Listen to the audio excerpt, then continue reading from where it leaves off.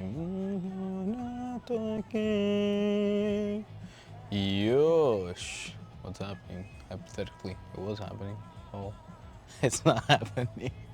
They're not connect? What's going on? Stay with me. There we go, out there. Woo! That's what I'm talking about. Another week, another full slate of interesting, thoughtful, and concerning slate of films, man. It's been a busy week. I'm not gonna get into too much. Some of us might be wondering why no glasses. We lost the glasses. Fuck me. We're gonna go from there. So I'm gonna need help buying glasses soon. We're gonna go with that one.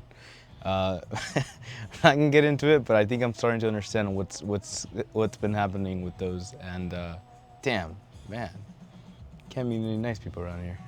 But that being said, it is summer. It is June. You know what that means? Summer blockbusters. The thing Hollywood has been touting for generations. And yes, of course, we got your originals. We got reptilian homies back at it in another attempt to become real. Now, I like CGI as much as the next guy. You know, I think it has its place. I just recently saw a terrible 3D CGI movie about dogs, and it just made me reflect on like how far we've come. You know, like that used to be okay because our brains were like, yo, this dog looks like crap, but that's a dog. That's the best we're gonna get. And then we flash forward with technology, we go through AI, we go through all these shading elements, blah, blah, blah, blah, blah. And now we're able to create really just anything, hypothetically, anything you can imagine, anything you can draw, anything you can digitally replicate on a tablet can be transferred into a movie. Now that means a lot, because those of us who grew up with the anime universe understand that this layer of creativity that gets granted to the artist or the story writer or the person who is trying to prove a point now has all these tools and available sets to do something with it. And that, ladies and gentlemen, is where the questions lie. What do we do with it? Well, let me tell you. We hired Scarlett Johansson because apparently Marvel didn't need her anymore. And they're like, yo, dog, we gotta get Scarlett in this movie. And it's cool. You know, again, like we're going through this whole arc of women are like super soldiers in this near future. In this future, you know, the men have lost all their testosterone and there's one cool friend in the group, and everybody will know who I'm talking about if you go watch the movie. Oh shit, sorry, I'm talking about Jurassic Park. But yeah, Scarlett Johansson's kind of cool. We're talking about dragons.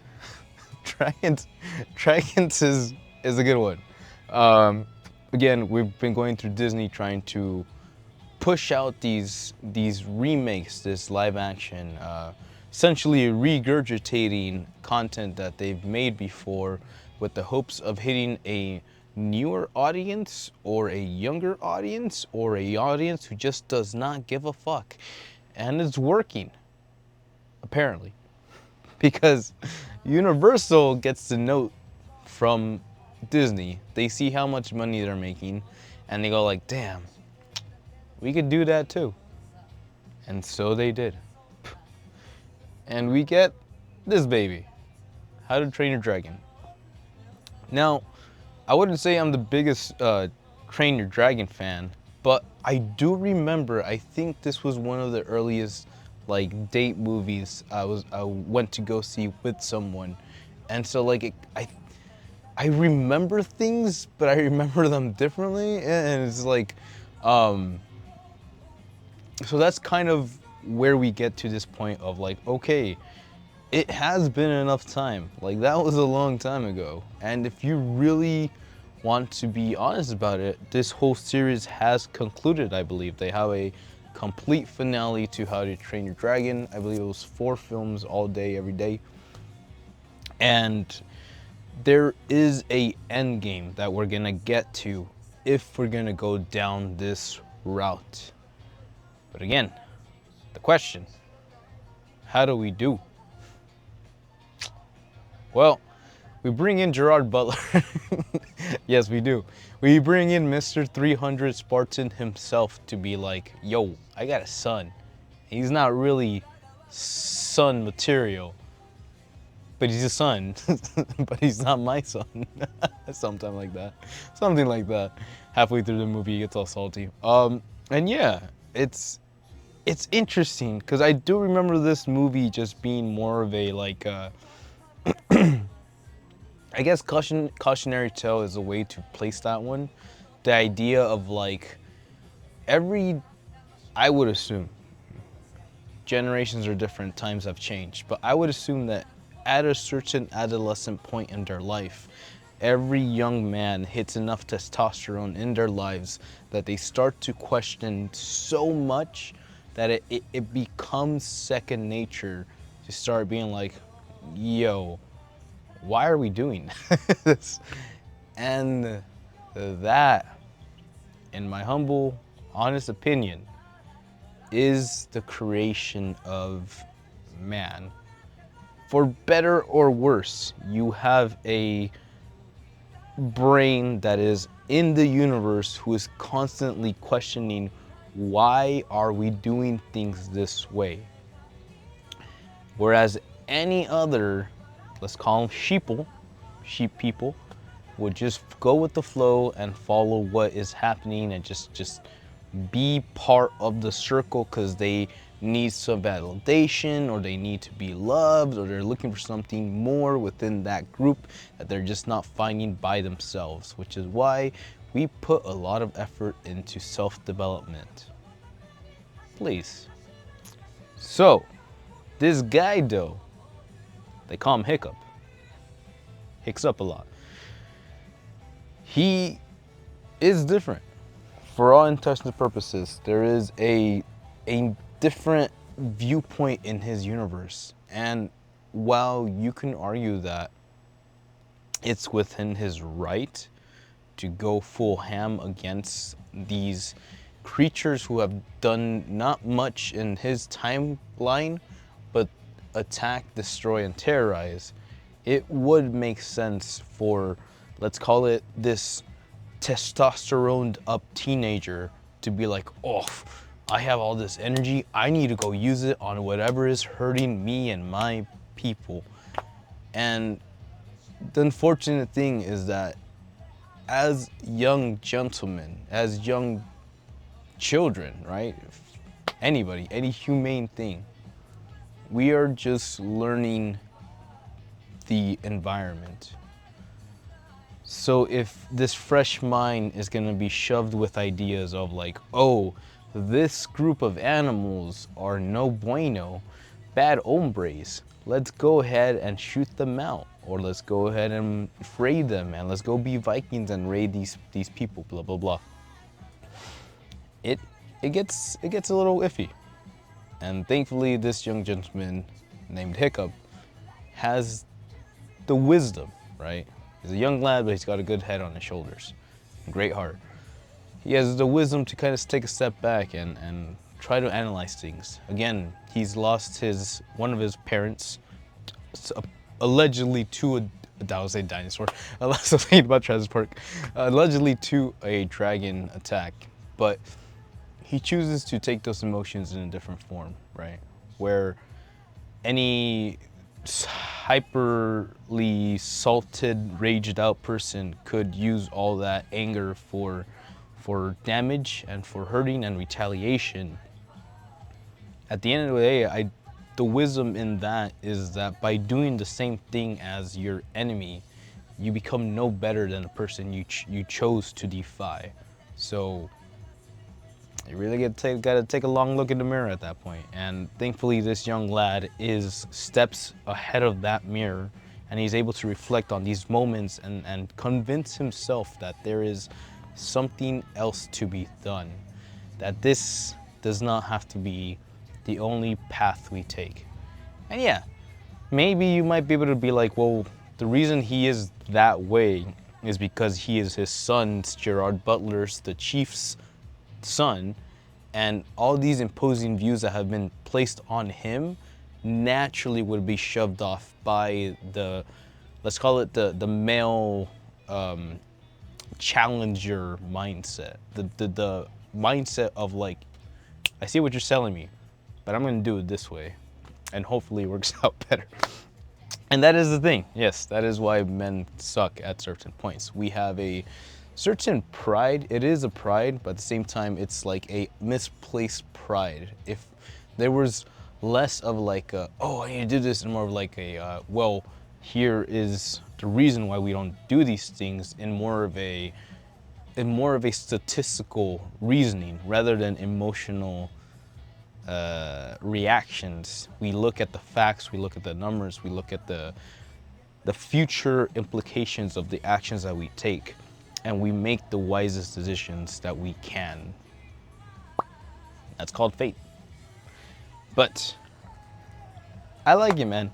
It's a story that really hits every time. And maybe it's probably prejudice on my end, but because I see the story of a young male trying to find themselves in their own universe and trying to really create the world that they believe in. I always find that charming, inspiring, and maybe that's what we need more in this generation for these younger men who don't really know what it takes to be a man. And I'm not saying that in like a, oh, be a man. I'm saying that in a, what it is expected from, what society expects from males in this point in time is very convoluted, and in the moment of like transfer, a change, that we're not even able to honestly ask what is expected, because it's just a big ball of jumbly mess. And I believe by providing hopeful insights, stories of passion, and like a belief in something positive, maybe pure is another way to put that.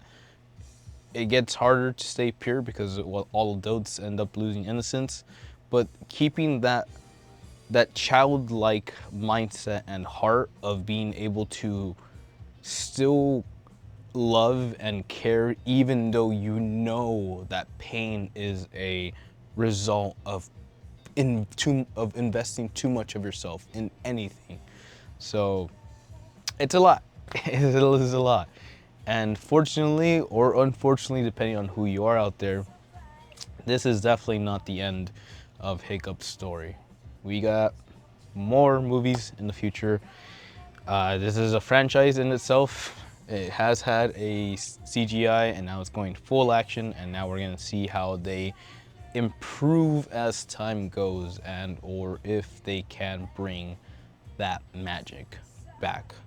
So when it comes to the acting, right? When it comes to kind of like presenting that animation stuff, I believe animation gets away with a lot of things because you see the colors, you see the brightness, and you realize that there's no way you could see that IRL. There's no way you'll see a shiny ass unicorn in pastel colors, because that just doesn't relate to reality, let's say it that way. So that initial disbelief allows you to disassociate and believe whatever is being presented on that drawing piece of paper, blah blah blah. When you transfer this to live action, there is almost a exaggeration that is placed upon every reaction, every action, every kind of like response. And while that is a easy line to overdo, like you can easily mess up emotions portrayed in acting by hitting the wrong pitch, by speaking too loud, by speaking too fast. There's it's an art. It's a real art. When people give credit to Japanese voice artists, there is an art behind that. So I'm not gonna bag on the kid too much. Again, it feels like this is another one of those productions where like they had to kind of warm up to each other. By the time we get to the end of this film, it does feel like they're more naturally into those roles. Maybe I think the inclusion of Gerard Butler too kind of helps you see the difference in like acting professionality. And the initial scene between Hiccup and Gerard Butler is a little unnerving because it's like, oh, he doesn't really know how to act as well as Gerard Butler. Not that Gerard Butler's a good actor, but he still has experience. But then you see him kind of build up to that. And I guess that works out in the character's favor. Because again, Hiccup is a very meek-y character at the beginning. And he slowly begins to regain his confidence by doing his own actions, his own way. And that is How to Train Your Dragon. Ladies and gentlemen, follow the path. Don't lose your way. Be a man. Unless you're a woman. Be a manly, nice woman. No, we all have 50-50s, right? The yin and the yang, that is kind of the importance. Speaking of the yin, we do have the main romantic interest. I just want to talk about that briefly because I do remember people going a little bit of crazy online, being like, no, they changed the character's hair color and blah, blah, blah. She's not the same, she's not the same. And while I will admit, she has a great character design, and it's like, it was a bit of a shock to be like, oh, okay. But definitely, more than any visual representation, the character, the heart, the acting is what matters the most. And yeah, she brings the juice. She brings the sauce. She comes in, she's like this mean bully person because she has like a chip on her shoulder. But you can tell that she's clearly just wants to prove herself, and it all really is presented well, super well by this young lady. I'm pretty sure they're like 18 and above. They're not teenagers at this point, but they do it well enough that they are able to just be the teenagers of the group, and you fall for it. You know, it's nice to see young love. I believe it's called seishun dane, and just the remembrance of what it feels like to be young. Yeah, so that's nice. Also, essentially, he's learning how to ride a motorcycle, and I appreciate that one. So there is your recap. We talked about this last week. We mentioned that if we had the time, we would go check it out, and we finally found the time to go check it out. It was pretty good. Again, the beginning's a little bit rough. It kind of had me on the ropes. I was like, I'm not sure how I feel about this. But by the time the end came around, I remembered emotions, and I remember just how good the original movie was. And maybe that's why these remakes are created in the first place. Just make something so shitty that the fans get so butthurt that they pay for your streaming service in order to watch the original. They fucking got us, guys. They got us in the bag. But let me know what you think. I did enjoy it. I do hope there's improvement in the next films. But again, I do believe that there will be more warming up between the cast, and then there will be more of a natural progression when it comes to these characters. And I'm looking forward to that. I'm not looking forward to Shrek in IRL, but it's coming. So get ready. But until then, let's check out what else is on the list.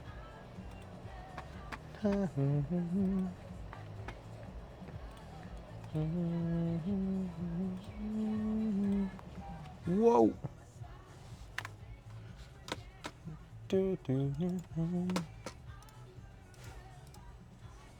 So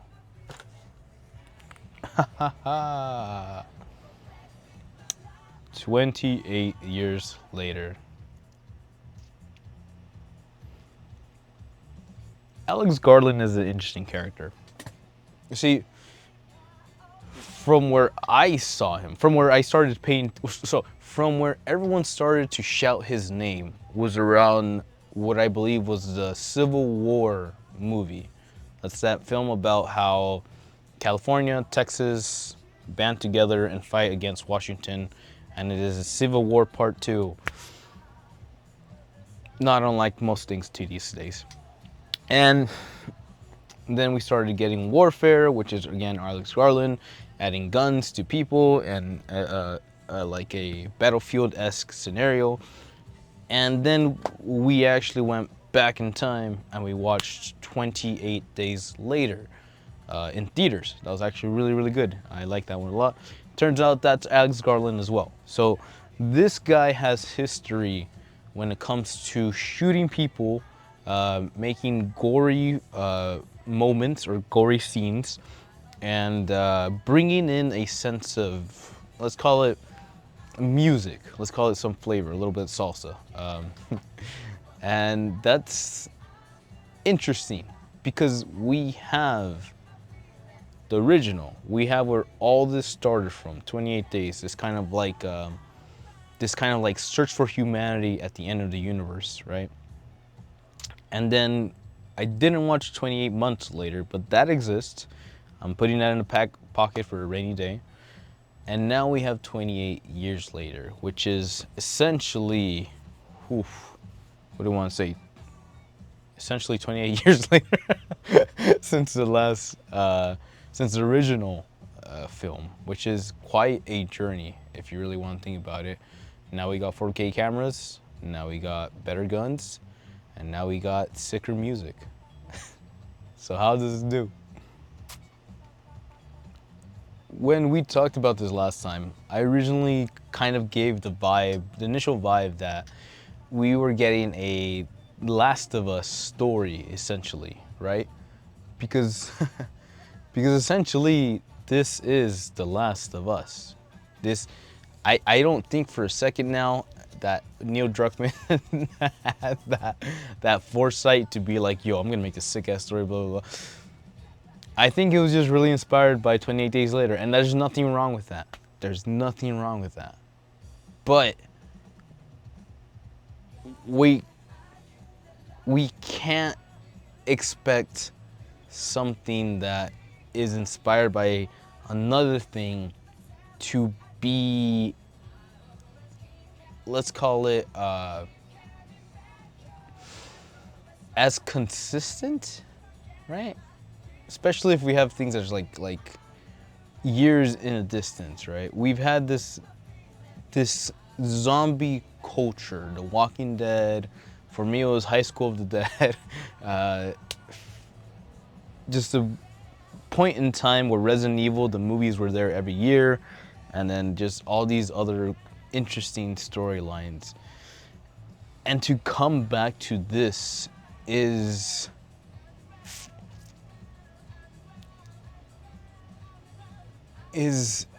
interesting in the way that it's nothing new, right? Like, just putting it simply, it's nothing new per se.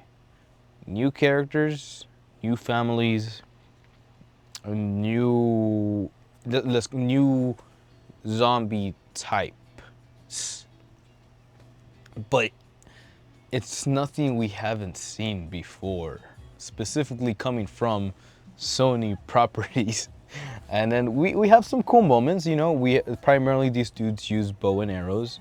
So something about Alex Garland apparently is that he likes to add sick bullet motion shots or big little close-ups or little so you'll see them let go of the arrow, and then the arrow will like puncture, and then they'll do this weird angled like body position shit, so you can see how the arrow hits a specific body point, and it goes back, and then just, and then, so there is this weird, interesting notion to how Garland does his presentations, either of action, of gore, or maybe just kind of impact. And for the most part, it does actually work. It does kind of give this sense of like, oof, he got that shot, man. But again, it's hard to be like oh, he got a headshot for the zombie, which is like, it is what we're used to. It is what we've seen. So now the question becomes, how do we make this interesting in the year of 2025? Question, who is that guy? No? No? Nobody? Everybody was like freaking horny for him like a year ago. So Aaron Taylor Johnson is in here, right? And he does like an interesting character. The story kind of gets you like in the belief that like the older guy is gonna be like the head honcho, and he's gonna be like the dude that like needs to save the family. But he's not. This is another story of a coming of age for a young lad like himself. And quite the interesting story, because we have again this kind of like this coming of age ritual. Apparently when you hit a certain age, I think it was 16, the kid was 14 but it's 16, that your parent or your father or something like that takes you out into the woods, and you have to get a single headshot kill of a walker, zombie, whatever you can call them. After that, you turn back home, and then you guys have a celebration. The kid becomes a man, and that is very important. Something that we don't have in America these days is the sense of like the acknowledgement of time, the acknowledgement of promotion when it comes to personal or responsibility, right? We know we're supposed to finish high school, go to college, get a job, buy your fucking house in overpriced fucking California, but there is no real kind of like incentive slash celebration slash like, oh, the village is looking at me to not fuck up. I need to burden that responsibility for this one fucking day and kill this thing so I can prove to them that it's all good. You got me. I am a man. What's the word? A reliable man. And that's kind of where the heart of this lies. I liked it. I liked it a lot. I won't get too spoilery with it. I think you should probably give it a gander. If you like the zombie films, if you like the horrorness, if you liked kind of like the fall of humanity, and just like how obviously there's other people out there that are just going through it and might either be on your end or might be ready to friggin' pop some skulls open. And we get to see more of kind of a newer, not species, but a newer, let's call it hierarchy.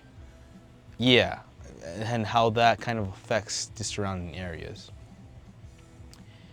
I thought it was kind of cool. It's, if you really want to get super like analytical with it, there's a lot of symbolism in it.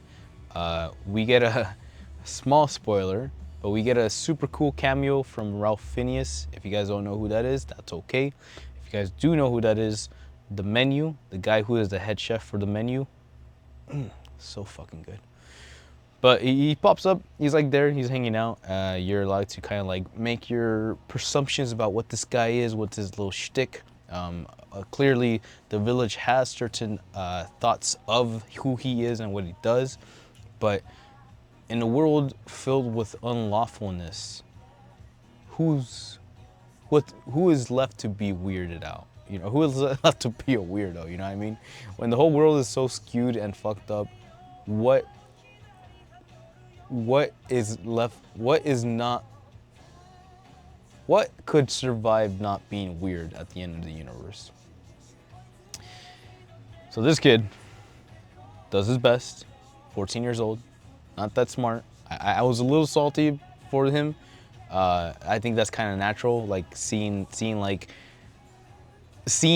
a younger, I'm just gonna say male, because again, I don't want to what do we call it, like barred off any females or anything like that, But again, this is something that has to do with testosterone. So it's like, definitely learn from us, pay attention, but like to all the males out there who are fucking going through it,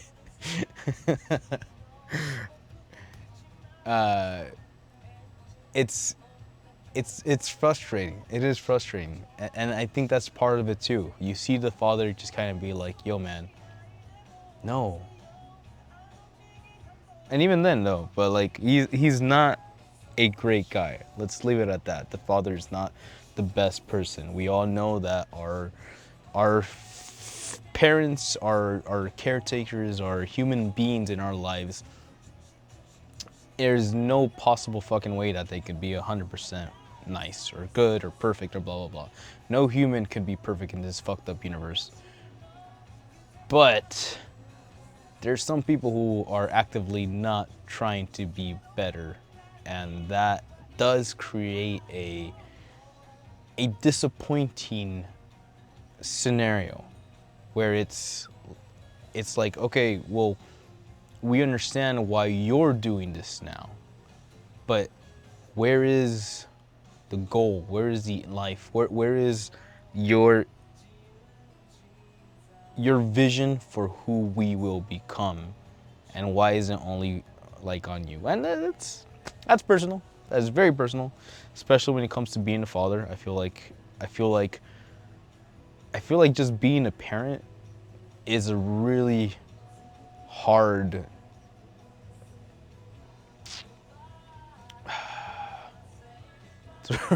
it's a really hard thing to not feel intimidated by, because at the end of the day, you are responsible for dragging this mind to this plane of existence, and this mind did not ask for any of this, but it is your goddamn responsibility to give him a fighting chance.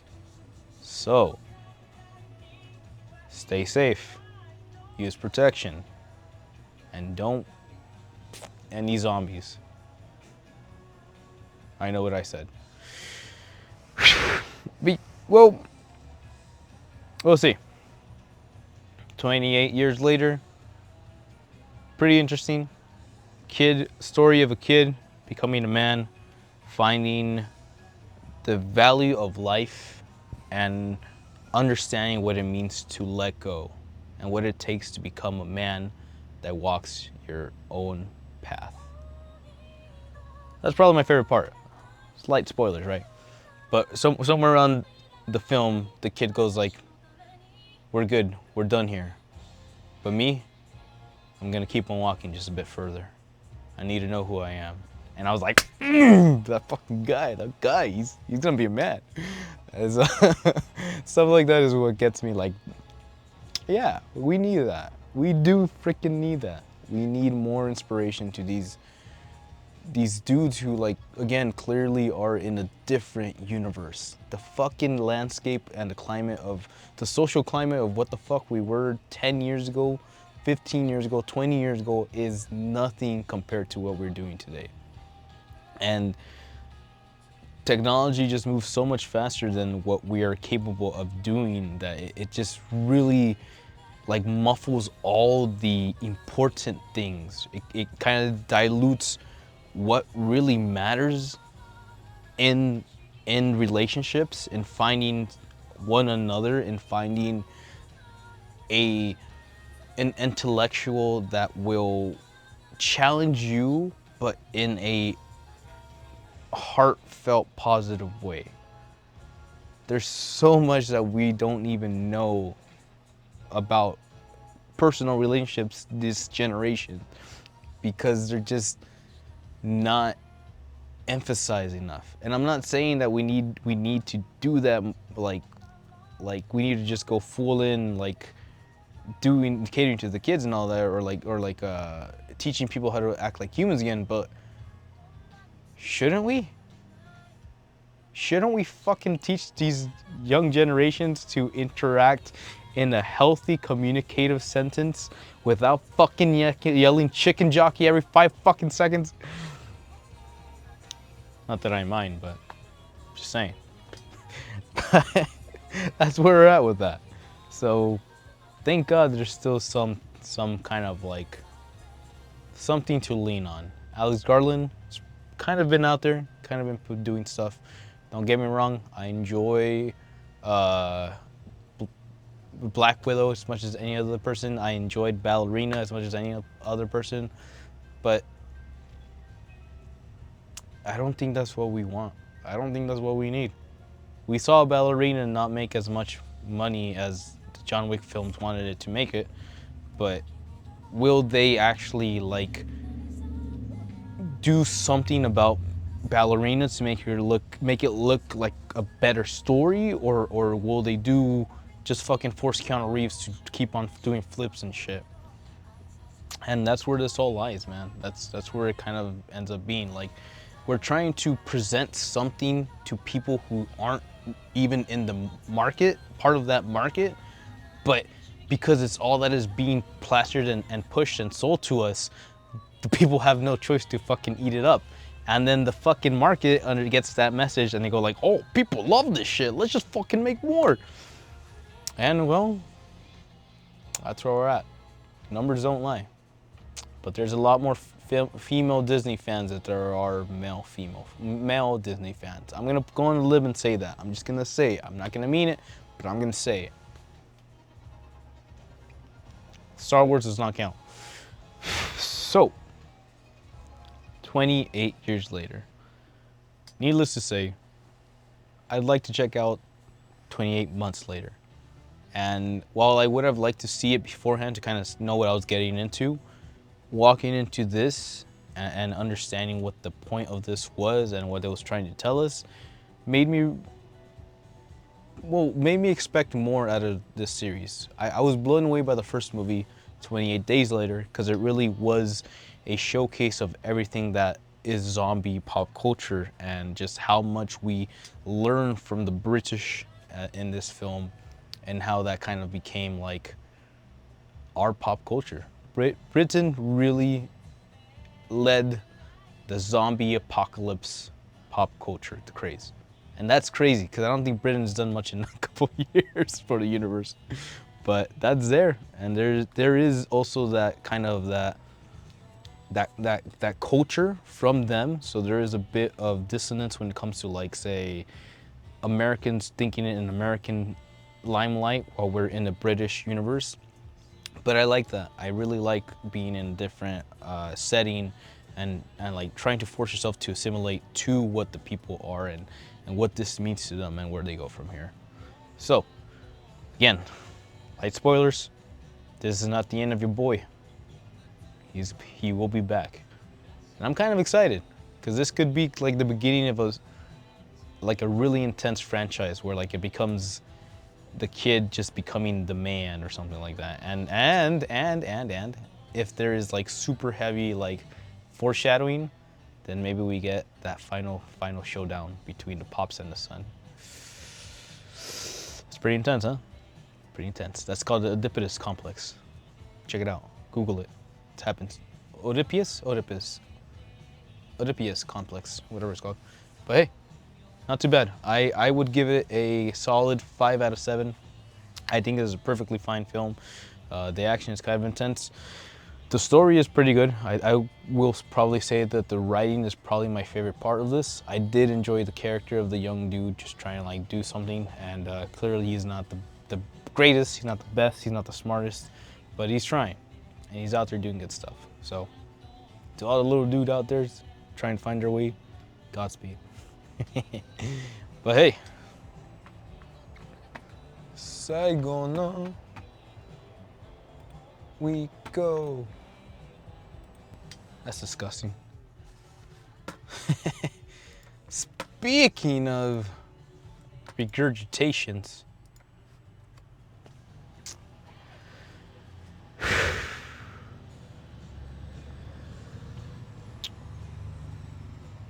and CGI. Jurassic Park has always been one of those moments. You think about summer blockbusters, and while Jaws kind of was that original summer blockbuster, Steven Spielberg really went with it and just kept on upping the ante.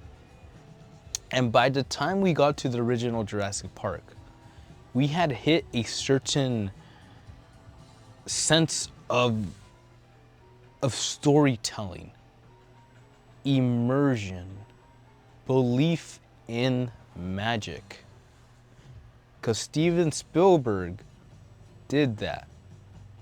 The dude was out there really kind of creating these new techniques from the years that he had spent filming stupid home videos with his friends.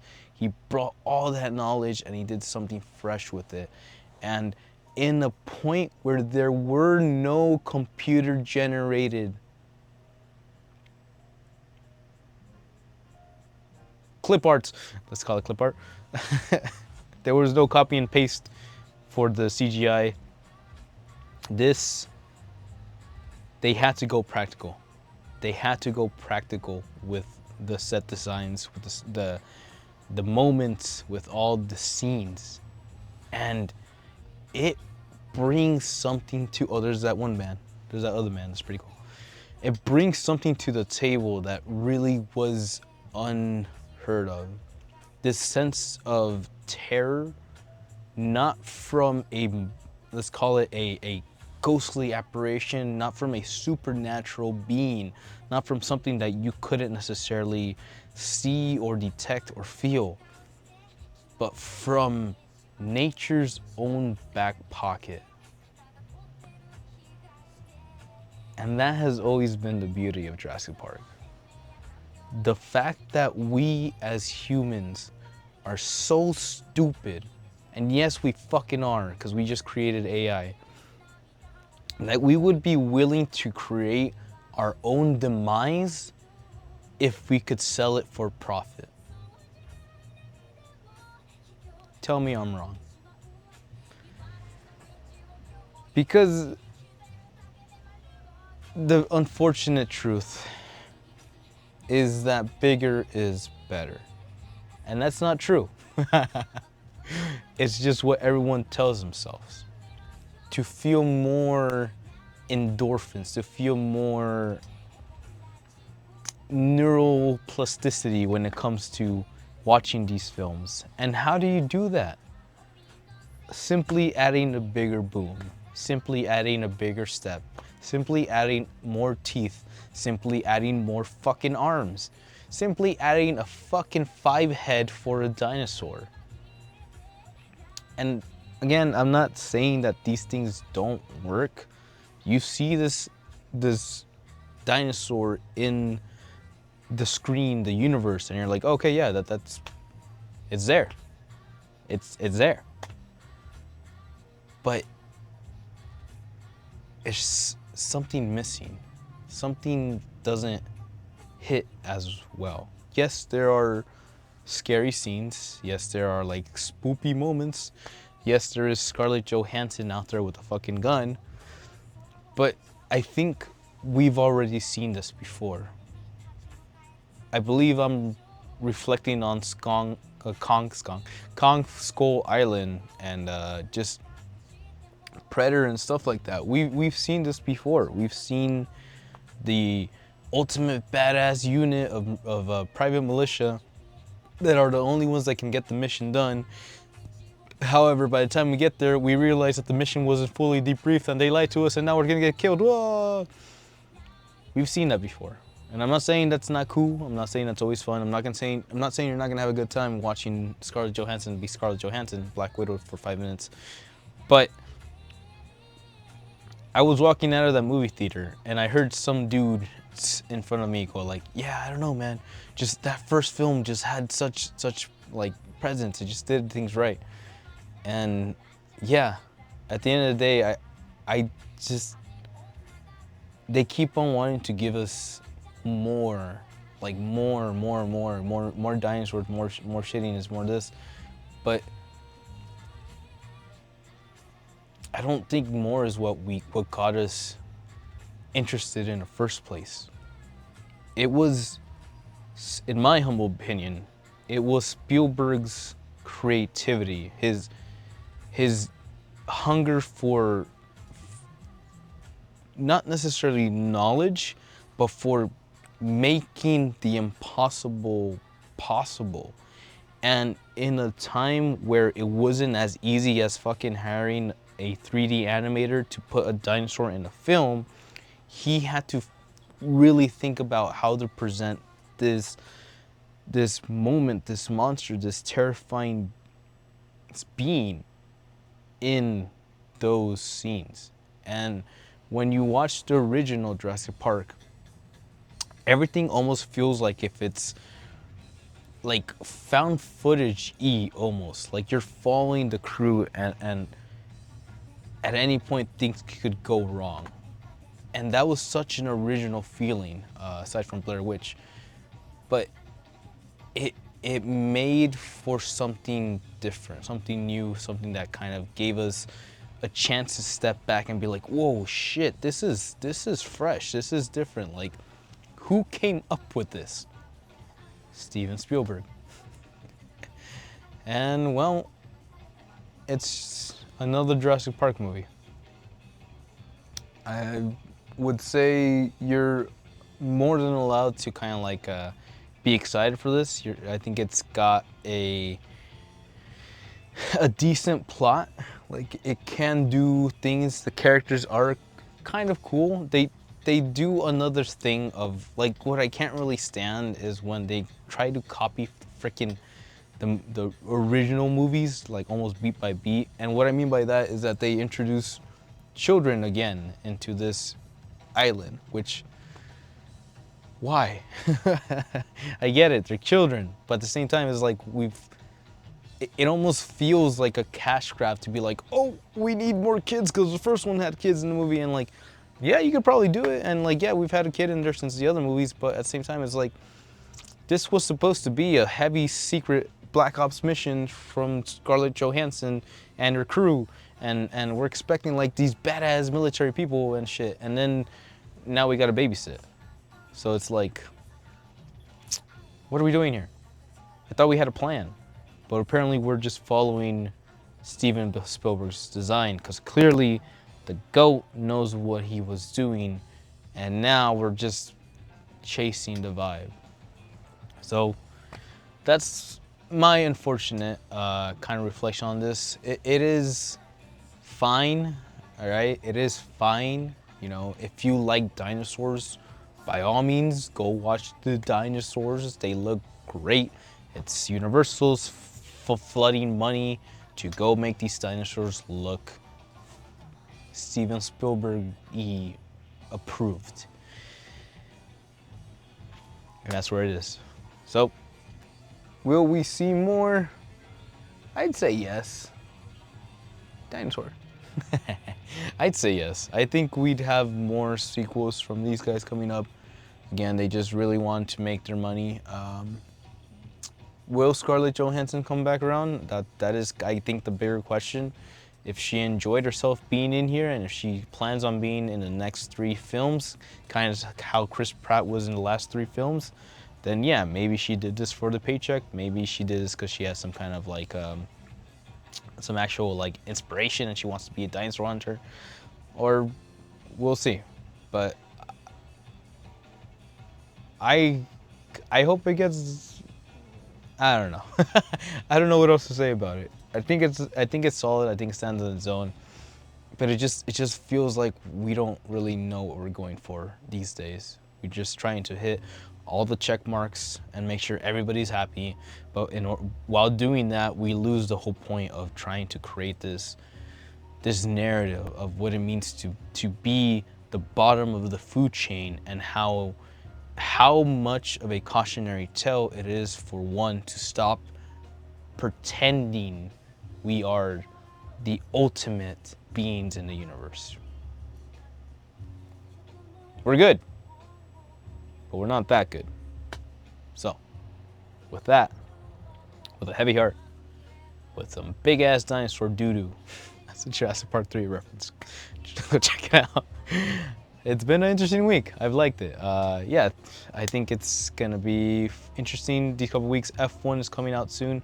I was planning on going this week, but no, my week is way too busy. I have not had time to settle down much less stream anything game-wise, which is fucking killing me on the inside, but we're kind of at a point where that's less relevant compared to world events. But good thing I still like movies. And hopefully, Alex Garland, you got a little bit of 28 Days Later, you got a little bit of How to Train Your Dragon.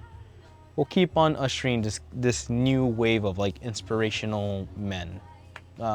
Again, I don't mean to sound so fucking sexist today.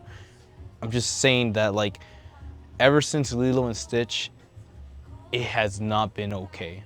It has not been okay. The way we've been fucking presenting men in these films has not been okay. And I understand. We've been shitty and a lot of us have fucking given up. I understand. But why the fuck is that a reason to keep on shitting on top of someone who's having a bad day? So, present them with fish and they will eat. Show them how to fish and they will never grow hungry. That's what we need, baby. So, if that's what you need, hit that like, follow around, bud. We'll be here for you. Got a couple of fun things to do. Again, I really want to just get back in the zone of just playing. Claire Obscure obviously is something that's just gonna be there for a while. It's a big ass game. I can't turn on the systems in this summer heat. I just can't. It's gonna break down. It's gonna piss me off, and I'm gonna fucking break through everything and just be done with the universe. But whenever we can, whenever we do, I will try to do my best to give some kind of gameplay. I know we're not super into that, but for me it is a bit of like a little bit challenging, but still more of a like yeah, that's how we do. That's how we do, boy. I like presenting the fun things too. So hopefully that all comes around. You know, at the end of the day, I'm just a dude here having fun and trying to stay afloat. And you know, eventually we'll probably have to do some cool figuring stuff out, but give it time. Give me time, and hopefully we'll be there in the future. But until then, hasta la próxima. We're actually gonna do a Secret Life of Arity review, but I wanted to do Studio Ghibli by himself, so stick around. It's gonna be good. Studio Ghibli, Part 2, Ikuzo. But until then, thanks for watching. Ciao.